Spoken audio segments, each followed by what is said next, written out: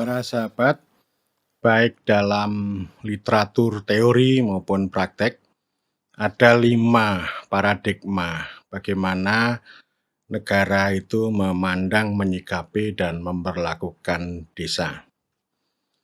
Yang pertama, itu adalah paradigma revolusi atau pelenyapan. Artinya, negara itu melenyapkan desa sebagai asosiasi manusia, sebagai organisasi kekuasaan maupun sebagai kesatuan masyarakat hukum. Ini disebut sebagai negara Leviathan, negara monster, negara di Eropa Barat yang mengedepankan pada model pemerintahan langsung. Pemerintahan langsung itu artinya negara berhubungan dengan warga tanpa melalui perantara organisasi kekuasaan bernama desa. Pemimpin tradisional itu tidak ada lagi, hukum lokal, hukum adat itu tidak ada lagi, yang ada adalah hukum negara.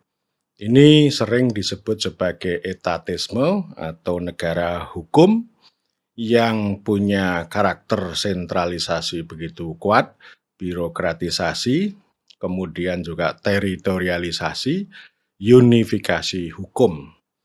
Jadi negara ini tidak lagi mengenal ada desa sebagai kesatuan masyarakat hukum, tapi bukan berarti bahwa desa sebagai community atau sebagai tempat pemukiman itu lenyap. Itu dibiarkan, jadi yang diprotol, yang dipreteli atau yang dilenyapkan itu adalah desa sebagai organisasi kekuasaan atau desa sebagai kesatuan masyarakat hukum.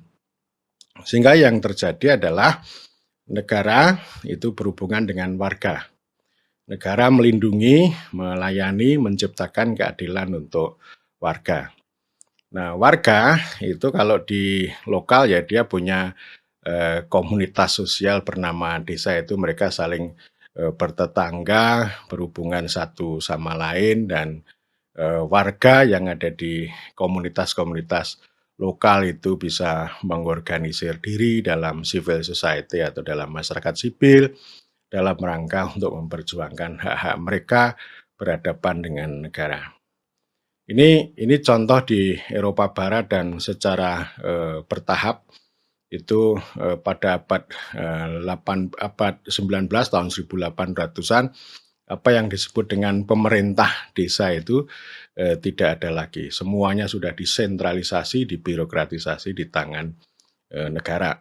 Meskipun sebenarnya apa yang disebut dengan negara sebagai asosiasi itu dulu merupakan evolusi dari masyarakat, kemudian desa, lalu ada kerajaan, lalu menjadi negara bangsa yang modern. Tentu negara bangsa yang modern itu ada yang berbentuk republik seperti di Perancis, Italia begitu, atau Jerman. Tapi yang lain-lain seperti di Inggris, Spanyol, Belanda itu monarki konstitusional gitu, dan pada prinsipnya mereka punya punya formasi negara yang sama. Artinya negara ini membentuk kota, membentuk modal atau membentuk kapitalisme, membentuk ini juga ya warga melalui proses yang paralel itu. Sehingga lalu yang orang-orang lokal, orang-orang desa itu lalu yang dulu sebagai hamba itu ditransformasikan menjadi rakyat dan sekaligus juga warga. Jadi artinya tidak ada lagi kekuasaan lokal itu, dan ada satu keyakinan bahwa negara itu merupakan asosiasi pamungkas yang bisa menciptakan kebahagiaan dan kesempurnaan bagi warga negara. Tapi kalau di desa itu cukup sebagai sebagai asosiasi manusia untuk social order atau tatanan sosial. Tapi tidak mungkin kalau Eropa Barat itu memberikan atau memelihara kekuasaan atau kekuasaan politik maupun hukum itu di tingkat desa. Sehingga semuanya diambil oleh negara begitu ya. Itu yang pertama. Kemudian paradigma yang kedua itu disebut sebagai isolasi atau pembiaran. Negara ini membiarkan desa atau kesatuan-kesatuan masyarakat lokal itu. Artinya negara itu tidak campur tangan, tidak melenyapkan, tapi juga tidak mengakui, tidak menata, pokoknya dibiarkan begitu saja. Juga tidak diperkuat.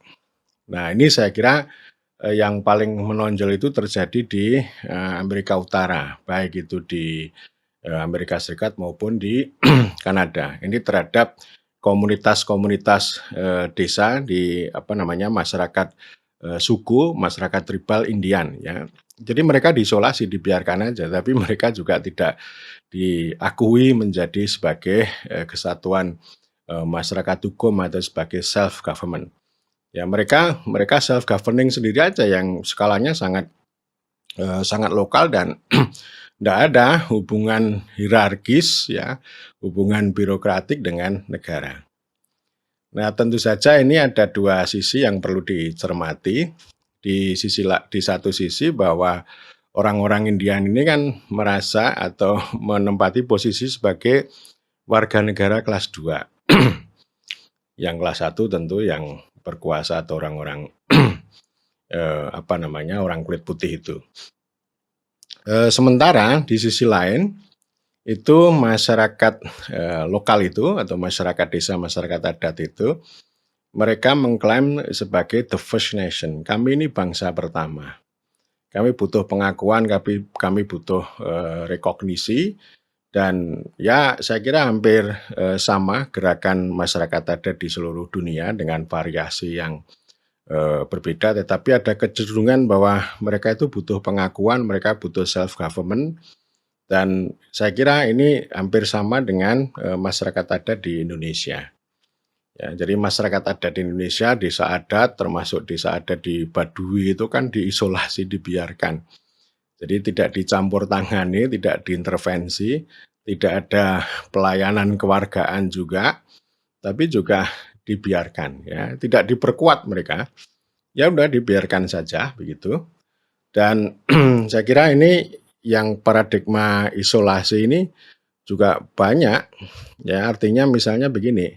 Ya desa itu dibiarkan saja dengan swadaya, dengan gotong royong tanpa ada distribusi sumber daya dari negara. Dan itu banyak terjadi sampai sekarang itu sisa-sisanya masih ada. Di zaman Orde Baru malah justru kalau desa itu mau mengurus kepentingan publik, kepentingan masyarakat setempat itu ya dibiarkan, diisolasi dengan swadaya dan gotong royong. Bahkan ini nanti juga dimanfaatkan gotong royong dan swadaya ini dimanfaatkan sehingga ini nanti sebagai paradigma yang ketiga gitu. Jadi isolasi itu bisa saja disebut sebagai cuci tangan ya. Negara itu cuci tangan nggak ngurus, dan ini implikasinya nanti orang desa itu tidak akan tumbuh kewargaan. Jadi mereka itu the others, orang lain. Mereka itu sebagai lian ya, yang tidak diatur dan tidak diurus oleh negara. Saya kira masyarakat adat kita seperti itu, dan pada satu sisi ya, tentu pada sisi lain negara itu juga nanti akan mengambil sesuatu dari masyarakat setempat itu. Ini yang kedua. Kemudian yang ketiga itu paradigma birokrasi, paradigma penataan atau ordering ya.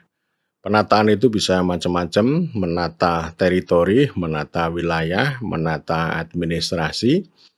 Yang itu saya kira sejak dulu yang namanya raja atau negara kolonial itu juga melakukan penataan bagaimana relasi kuasa antara negara dengan desa itu. Termasuk misalnya negara prakolonial atau negara kerajaan itu juga di satu sisi mereka itu membiarkan ya, membiarkan atau mungkin juga satu tingkat di atas itu mengakui, udah kalian itu punya hak, punya kewenangan untuk mengatur diri kalian sendiri, mengatur mengurus rumah tangga Anda sendiri, tetapi Anda punya kewajiban kepada raja. Baik itu kewajiban pajak, kewajiban upeti, maupun kewajiban mempersembahkan kerja secara paksa, secara gratis itu pada negara atau pada raja. Dan dalam literatur maupun praktek, ordering the village, ya, jadi bukan governing the village, ordering the village ini itu sangat sangat nyata dan sangat kuat itu pada zaman kolonial, pada negara kolonial yang menggunakan model indirect rule, kekuasaan tidak langsung atau pemerintahan tidak langsung. Ini tentu saja meneruskan apa yang sudah dilakukan oleh penguasa kolonial, penguasa prakolonial atau raja-raja tradisional. Tentu penguasa kolonial atau negara kolonial itu tidak sepenuhnya, jadi tidak hanya tunggal dalam menerapkan model pemerintahan tidak langsung, tetapi dia juga menerapkan pemerintahan langsung di ini ya, di ring 1 ya, ring 1, ring 2, yang itu dekat dengan ibu kota, dekat dengan orang-orang bule gitu, dekat dengan para priai, para ksatria. Di sana tidak ada desa, tidak dikenal desa. Ini hampir sama dengan pada masa prakolonial. Bahkan pada tahun 19 awal setelah ada IGO, Inlandsgemeente Ordonnansie itu penguasa kolonial itu membentuk Wijken ya. Wijken ini kayak semacam desa administratif kalau yang sekarang kita kenal sebagai kelurahan. Jadi ada kesatuan hukum pribumi, ini yang punya otonomi, mereka mengatur mengurus dirinya sendiri. Lalu ada yang diperintah secara langsung itu di unit administratif bernama Wijken ini. Yang di sana, yang di desa itu pakai pemerintahan tidak langsung, yang di sini pakai pemerintahan langsung. Itu namanya ordering atau penataan, dan ini ciri khas birokratisasi sangat kuat. Birokratisasinya di mana begitu ya? Di satu sisi untuk kepentingan masyarakat setempat itu pakai model isolasi, tetapi untuk kepentingan relasi, terutama kepala desa dengan negara itu pakai model birokrasi yang hierarkis. Jadi ada birokrasi kolonial, baik itu yang Binnenland Bestuur itu yang orang-orang kulit putih, orang-orang Eropa, kemudian yang Inlandsbestuur ini yang pribumi. Ini birokrasi yang disusun secara rasialis dan hierarkis, dan kemudian mereka itu punya kekuasaan untuk mengontrol dan mengendalikan desa. Jadi artinya begini ya, artinya kepala desa itu punya hak, punya kekuasaan untuk mengatur mengurus dirinya, untuk mengatur kepentingan masyarakat setempat, tapi kepala desa itu juga dikontrol harus loyal pada supra desa. Ini namanya ordering, ini namanya birokratisasi. Kepala desa itu punya kewajiban. Apa kewajibannya? Memobilisasi tenaga kerja. Ya, untuk apa? Untuk rodi, untuk tanam paksa, untuk kultur stelsel. Sekaligus ya juga punya kewajiban untuk membayar pajak, karena unit-unit itu kan desa itu dijadikan sebagai unit pajak. Atau kalau di zaman Raffles itu land rent ya, sewa tanah. Karena tanah itu, seluruh tanah itu diklaim sebagai negara, sehingga orang-orang desa itu posisinya menyewa dan mereka harus membayar sewa itu. Ya, ini model Raffles, tetapi tidak berjalan secara efektif. Dan tentu saja ini yang model birokratisasi ini, penataan atas desa dengan pola pemerintahan tidak langsung ini menimbulkan diskriminasi terhadap desa. Artinya apa? Artinya kalau yang di unit administratif Wijken itu pakai pemerintahan langsung. Di sana mulai ada pembentukan warga, di mana warga, terutama ini kelas rakyat jelita, para ksatria, para punggawa, dan orang-orang kulit putih ini memperoleh pelayanan dan perlindungan dari negara dengan pola pemerintahan langsung. Sementara kalau desa itu masih seperti hamba. Jadi mereka belum warga, mereka kelas 2, mereka diades, mereka lian, mereka orang lain yang itu ditangani dengan pemerintahan tidak langsung, yaitu pada sosok kepala desa. Jadi di satu sisi kepala desa itu sebagai pemimpinnya orang lokal, tapi di sisi lain dia itu menjadi bagian dari birokrasi yang dikontrol dari atas.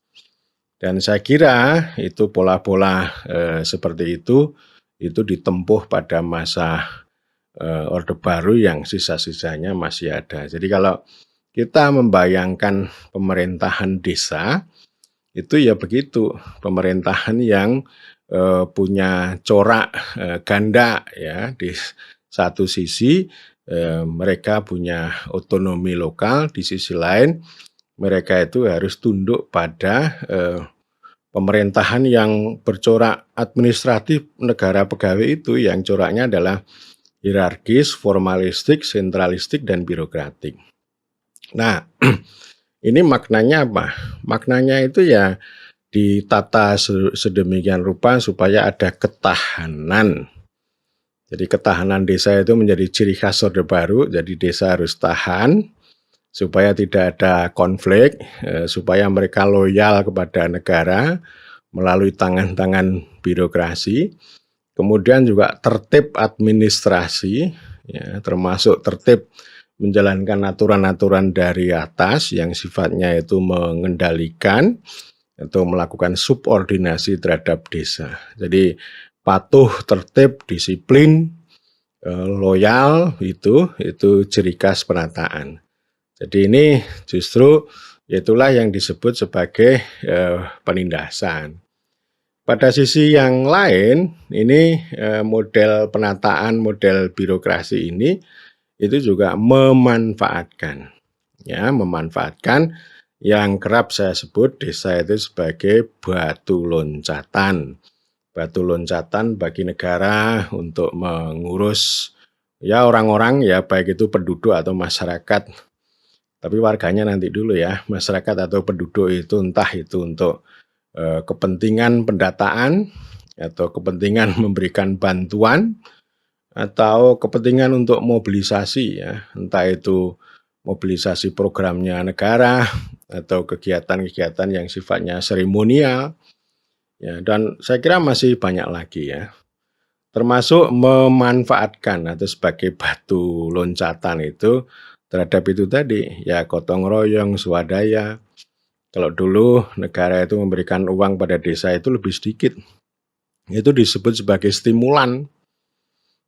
Yang lebih besar apa? Ya gotong royong sama swadaya. Ini kan namanya diskriminasi. Kalau di kota, di kelurahan kan nggak mengenal itu. Ya, tetapi kalau di desa itu ini stimulan ya, saya kasih 10 juta begitu. Nanti keberhasilan pembangunan itu tergantung pada swadaya dan gotong royong masyarakat desa. Jadi ini yang kemudian mengalami distorsi ya, gotong royong itu bukan sebagai aksi kolektif orang-orang desa atau masyarakat desa untuk mencapai tujuan bersama, tetapi ini dimanfaatkan oleh negara untuk memobilisasi tenaga kerja secara gratis untuk mengerjakan fasilitas publik. Nah, ini memang pola dari dulu begitu, dari zaman prakolonial begitu, zaman kolonial juga begitu, zaman republik juga begitu. Ya, jadi ini memang birokratisasi ini artinya ya desa itu ditata sedemikian rupa sesuai dengan rezimnya. Ya, rezim yang sedang berkuasa begitu. Ini yang ketiga. Kemudian yang keempat itu adalah paradigma modernisasi atau pembangunan, modernisasi dan pembangunan. Jadi artinya negara membangun desa, negara memperbaiki desa. Karena dengan paradigma pembangunan ini, itu para teknokrat terutama, dan ini kan pembangunan dalam pengertian development ini kan sudah saya bahas. Ya, artinya mereka itu sebenarnya juga modelnya model impor begitu. Kalau yang ini tadi kolonial, impor itu artinya begini ya. Tapi ini soft. Kalau yang asli model barat itu kan revolusi, melenyapkan desa, lalu membentuk kewargaan yang kuat begitu. Tapi kalau ini enggak. Ini yang kemudian merupakan kelanjutan dari kolonialisasi, modernisasi itu. Yang saya kira sudah saya bahas pada video saya tentang modernisasi desa.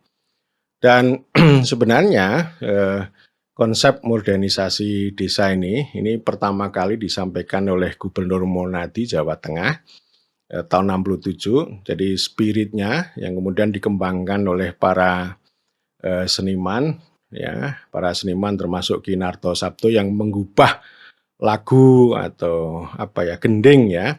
Modernisasi desa itu intinya spiritnya sebenarnya semangat baru. Kalau dulu desa itu hanya sebagai objek, tapi kemudian dengan spirit modernisasi itu desa itu harus menjadi subjek yang ikut menentukan, baik itu dalam bidang ekonomi, sosial, budaya, dan bahkan politik.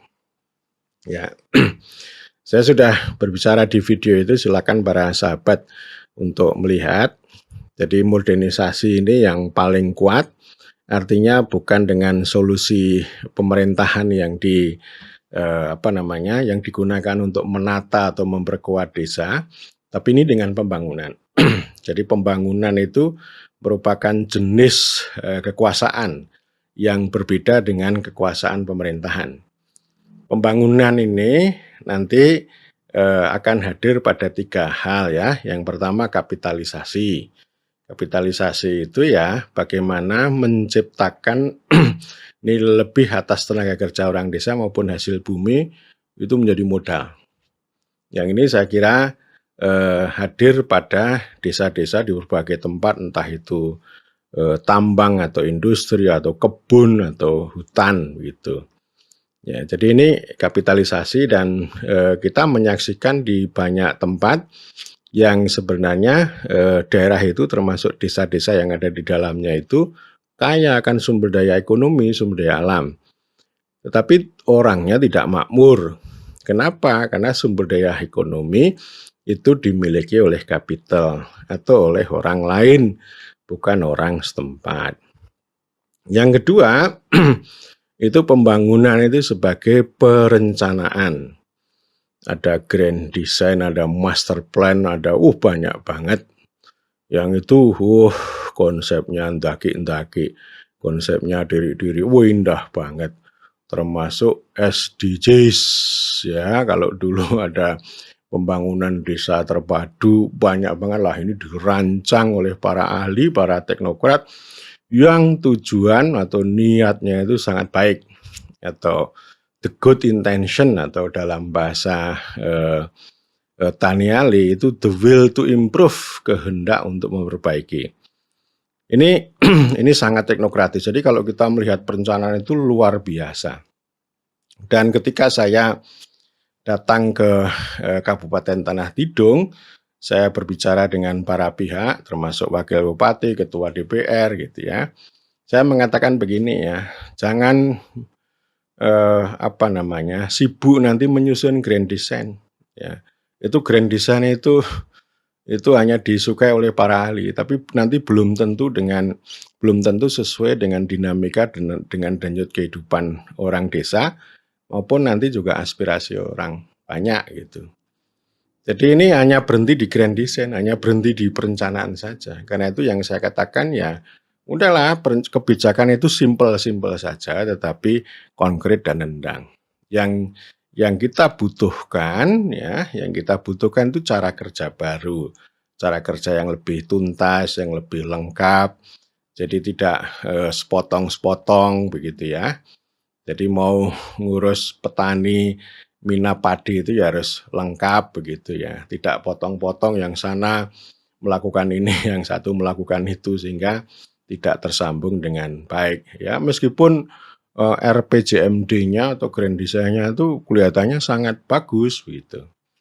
Dan termasuk cara kerja yang baru itu ya penting bagi pemimpin daerah, pemerintah daerah itu tidak tahu beres, diserahkan pada birokrasi, tapi juga harus turun langsung, berinteraksi dengan rakyat dan sekaligus juga untuk melakukan pengecekan seperti apa hasilnya. Ya ini saya kira seperti yang dilakukan oleh Presiden dengan pola belusukan.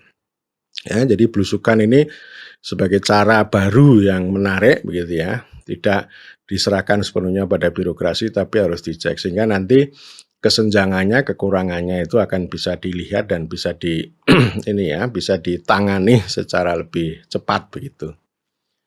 Kemudian yang ketiga, pembangunan itu sebagai proyek. Ya ini turunan dari perencanaan. Ya proyek itu ya begitu.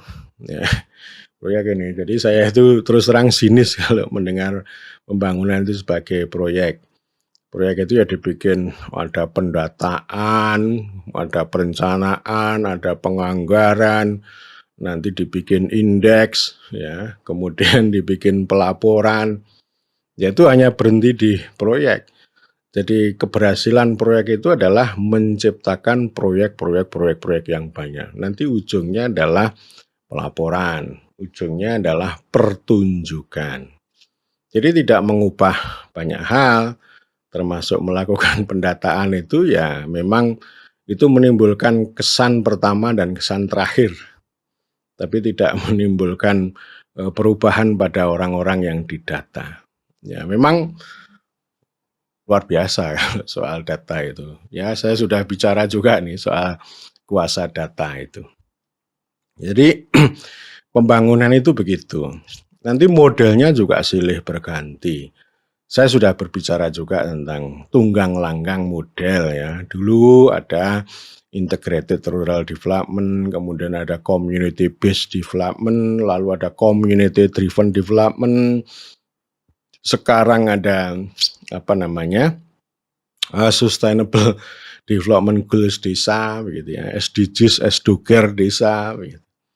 Itu hanya tunggang langgang para sahabat, itu nanti output keluaran yang konkret itu hanya seumur jagung, tidak akan berkelanjutan.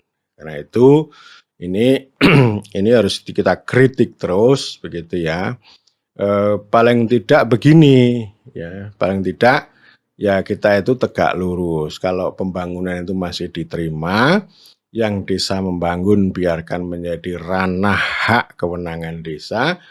Jangan dicampur tangani terlalu banyak secara teknokratis sebagai proyek, sebagai perencanaan dan proyek. Negara itu harus turun tangan lebih banyak melakukan akselerasi pada ranah membangun desa di kawasan perdesaan. Saya sudah bicara itu di video sebelumnya. Jadi pembangunan ini memang harus terus-menerus dikritisi karena selama ini sudah jadi mantra, sudah melekat dalam kesadaran setiap orang bahwa itu sesuatu hal yang sangat baik gitu ya.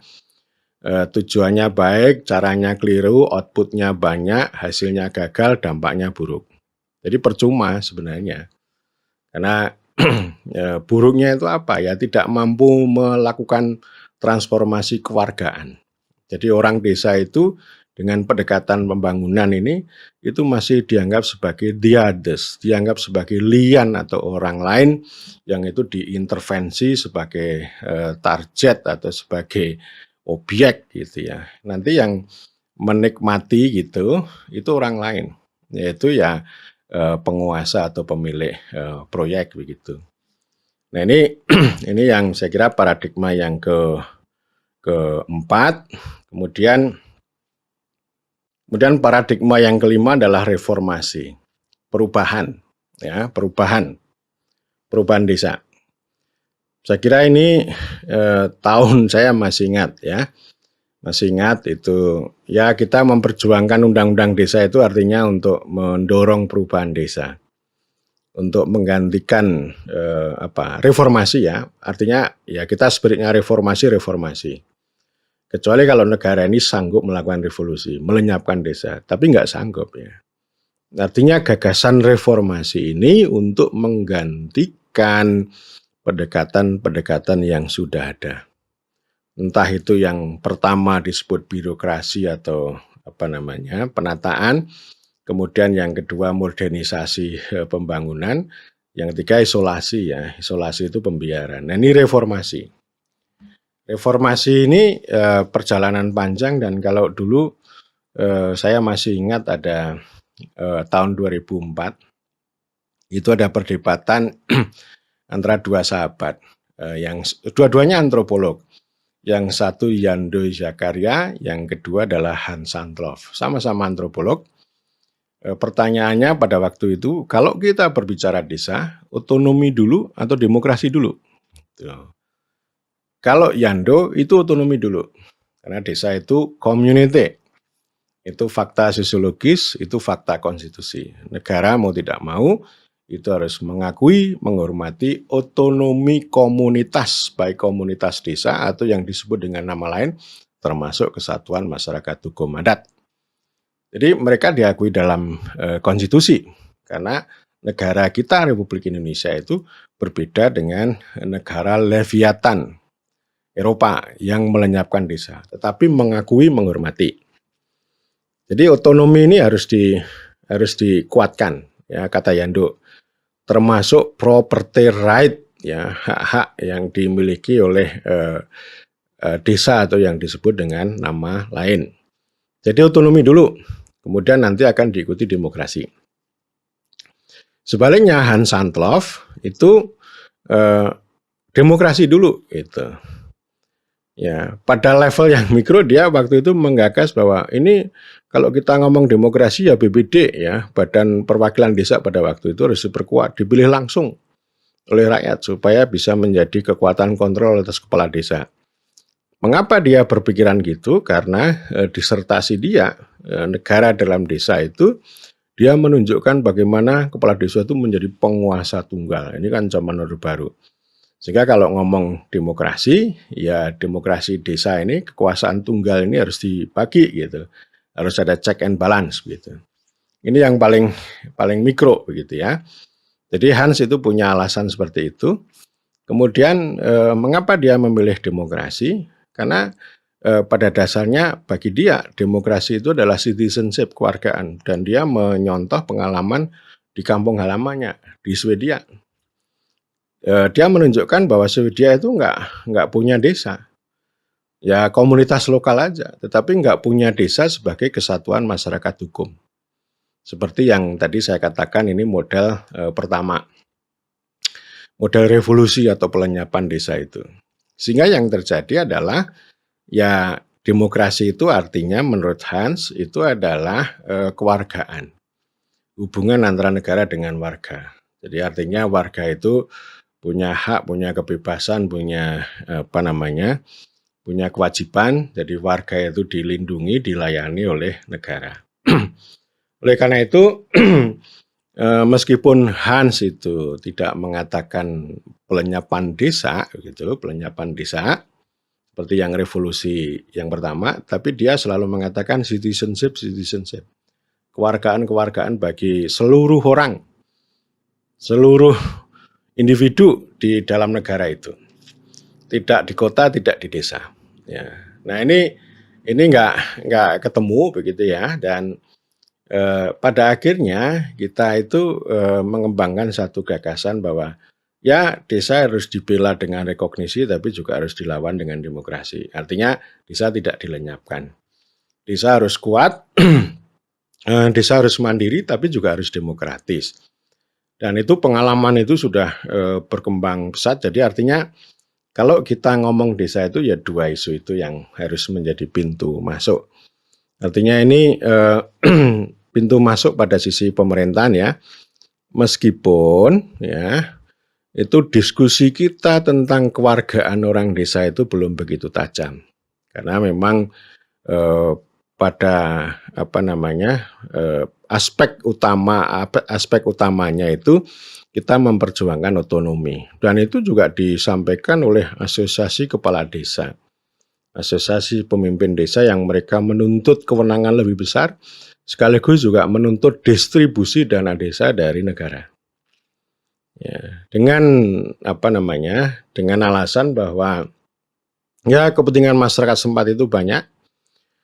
Desa selama ini hanya punya kewajiban tapi tidak punya kewenangan. Kewajibannya, tugasnya banyak tapi nggak ada uang. Itu. Mereka juga mengurus orang banyak, tapi negara itu tidak melakukan penghargaan terhadap itu. Ya, ini yang kita jadikan sebagai basis, sehingga kemudian yang berkembang pembicaraannya ya desa itu harus kuat, harus maju, harus mandiri sekaligus demokratis. Meskipun ini kata demokratis ini mengalami perdebatan yang panjang juga. Biasanya dari jajaran birokrasi tidak suka dengan konsep demokratis ini. Tapi itu kita jadikan sebagai misi juga ya. Artinya seperti semangat tadi ya, semangat bahwa desa harus dibela dengan rekognisi supaya ada kemandirian, supaya ada otonomi gitu. Tapi pada sisi lain demokrasi juga harus ada. Demikian juga dengan desa adat ya. Desa adat itu mereka punya hak ya, punya kewenangan, punya property right, tapi juga punya kewajiban untuk menyelenggarakan demokrasi, entah itu melalui model permusyawaratan begitu. Juga ada fungsi-fungsi perwakilan ya. Termasuk juga musyawarah desa ya. Jadi ini musyawarah desa ini menjadi arena demokrasi komunitarian maupun demokrasi deliberatif, demokrasi musyawarah berbagai elemen dalam masyarakat desa. Jadi ini semangat reformasi itu ada di situ, sehingga undang-undang itu mengatakan paling tidak ada rekognisi, ada subsidiaritas untuk memastikan kewenangan. Ya, jadi eksistensinya, kedudukannya semakin jelas. Artinya ini dirubah, ya, didudukkan secara lebih kuat begitu.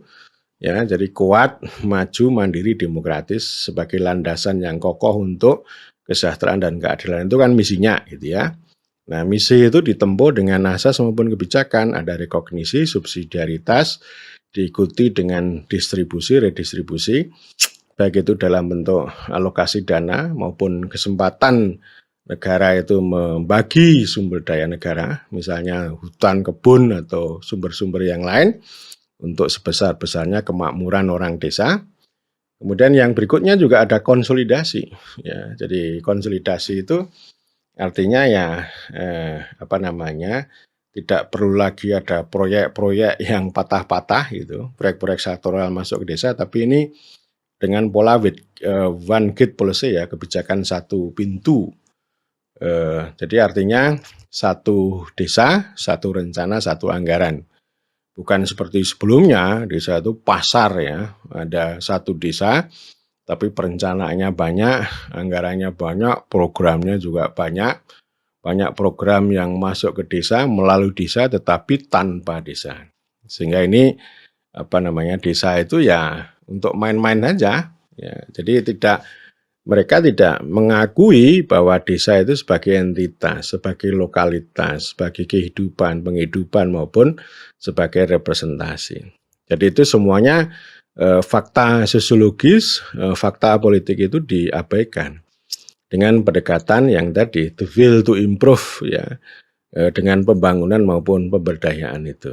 Sehingga sekarang itu kan saya selalu kritis melihat konsep pembangunan dan pemberdayaan.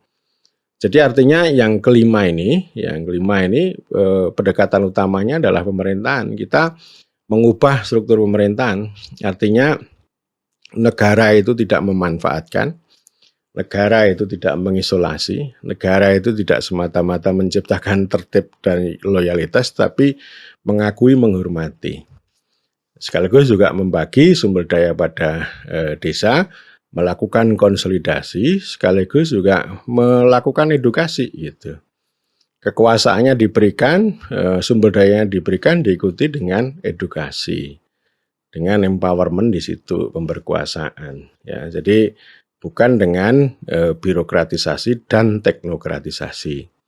pada sisi yang lain itu undang-undang sebagai structure of law itu juga membuka ruang-ruang politik, juga menciptakan yang namanya demokratisasi.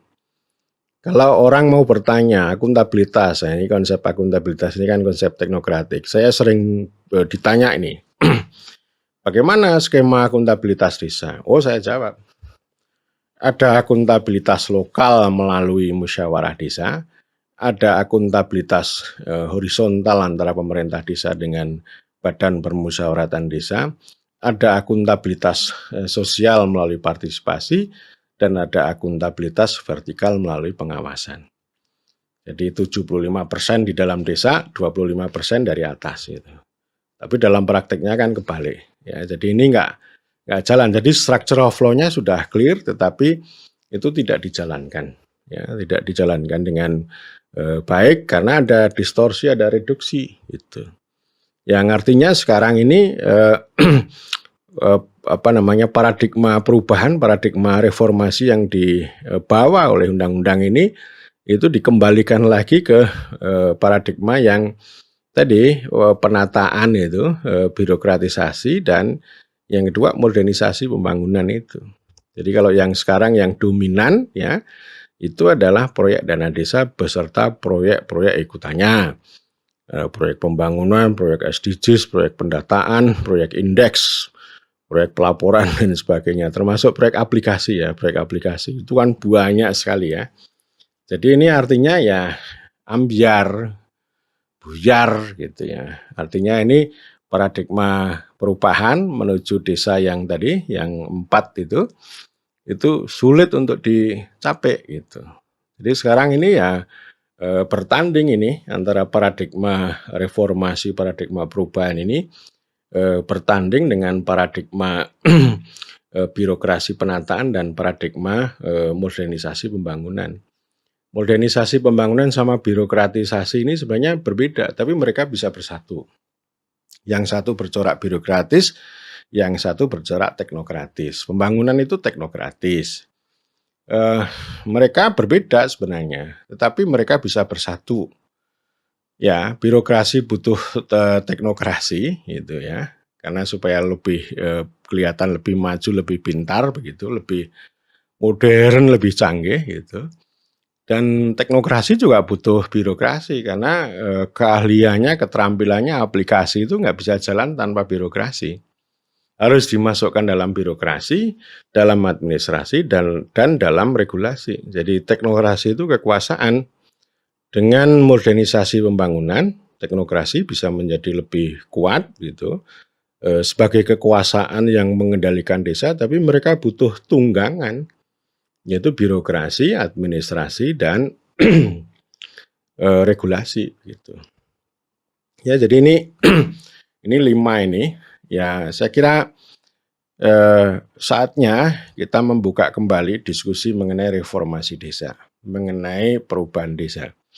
Saya punya keyakinan bahwa paradigma-paradigma yang lain gitu ya, itu tidak akan memperkuat desa, tidak akan memuliakan desa, tidak akan memberkuasakan desa. Mereka itu melihat desa itu the others, lian atau orang lain yang perlu dikendalikan. Orang mengasih uang pada orang lain pasti akan diikuti dengan kecurigaan. Mereka akan punya perasaan, punya penilaian, punya anggapan bahwa the others ini, lian ini, itu akan nyuri satu, yang kedua tidak efektif. Karena itu harus dikontrol sedemikian rupa menurut keyakinan mereka melalui berbagai perangkat, ya konsep, indikator, perangkat, aplikasi yang begitu lengkap, begitu rumit. Seperti dengan SDOCARE. Ya, SDOCARE ini itu adalah kekuasaan yang mengendalikan memerintah desa, menarget desa. Jadi artinya ini berbeda spiritnya itu. Kalau paradigma reformasi itu mengendaki desa itu punya emansipasi. Emansipasi itu apa? Ya sebagai subjek, punya peran. Jadi tidak hanya sebagai objek penerima manfaat, tetapi sebagai subjek pemberi manfaat. Siapa? Yaitu ya kepentingan masyarakat setempat. Dan mereka nanti pelan-pelan itu akan punya kontribusi terhadap pembentukan warga. Jadi artinya dengan jalur ini ya, reformasi ini memang isu pemerintahan langsung dan tidak langsung itu indirect rule dan direct rule itu tidak relevan ya. Tetapi dengan pola rekognisi ya, tadi berbagai kebijakan itu, maka akan ada emansipasi desa. Desa itu akan tumbuh ya, meskipun nanti kecepatannya akan sangat berbeda-beda. Tetapi paling tidak ini desa ini punya kekuasaan, punya kewenangan, punya hak, punya kekuatan, punya kewajiban yang akan punya kontribusi terhadap masyarakat setempat, dan ini akan menjadi modalitas untuk transformasi kewargaan. Tapi tentu saja ini tidak cukup. Kalau misalnya kita berbicara desa membangun, itu jangan hanya, kan desa membangun ini kan akhirnya ada dua jebakan Batman. Yang satu itu mengisolasi, sudahlah kamu ngurus dirimu sendiri, desa membangun dengan dana desa ini, lalu negara tidak hadir, itu namanya isolasi. Tapi di sisi lain yang terjadi sekarang dengan berbagai proyek dana desa itu adalah intervensi, imposisi, pemaksaan yang berlebihan. Jadi ini ranahnya desa tapi diintervensi. Tetapi yang betul-betul negara hadir dengan membangun desa di ranah kawasan berdesaan malah tidak hadir. Sehingga ini menurut saya pembentukan kewargaan ya, baik dengan pola desa membangun maupun pola membangun desa itu masih compang-camping, masih sangat berat, sehingga cita-cita Presiden Joko Widodo untuk mengurangi laju urbanisasi itu terancam gagal. Mengapa gagal? Karena pendekatan yang ditempuh oleh pengelola penguasa proyek itu tidak mengetahui tentang prinsip-prinsip itu. Yang diketahui hanya proyek untuk efisiensi dan efektivitas uang. Itu. Kalau uang diberikan pada orang lain, pasti akan diikuti dengan kecurigaan. Kalau curiga, maka harus diikuti dengan kontrol. Dengan panduan, dengan juklak, juknis, aplikasi, target, dan sebagainya. Harus pendataan yang canggih, harus dengan tata usaha yang canggih, harus dengan pelaporan yang banyak. Dan itu nanti pelaporan itu untuk pertunjukan. Jadi ini sekali lagi ya, meskipun paradigmanya perubahan gitu ya, yang menempatkan desa itu sebagai komunitas warga begitu ya. Tapi pelaksanaannya tidak begitu, itu kembali ke lama dan selalu menganggap desa itu sebagai orang lain, sebagai lian atau sebagai diates ya. Oleh karena itu para sahabat, ini diskusi semacam ini perlu terus ya, karena memang sekarang itu terseok-seok ini. Jadi yang memonopoli kekuasaan dan kebenaran itu adalah sekarang paradigma itu. Paradigma nomor satu ya, paradigma modernisasi pembangunan itu. Karena mereka menguasai uang gitu ya. Itu namanya teknokrasi ya. Jadi kalau yang penataan itu namanya birokrasi, kalau yang itu namanya teknokrasi. Teknokrasi itu ya enggak punya spirit reformasi, enggak punya spirit perubahan. Tapi ya perbaikan dengan kontradiksi. Niatnya baik tapi hasilnya belum tentu baik. Saya kira demikian dan matur nuwun.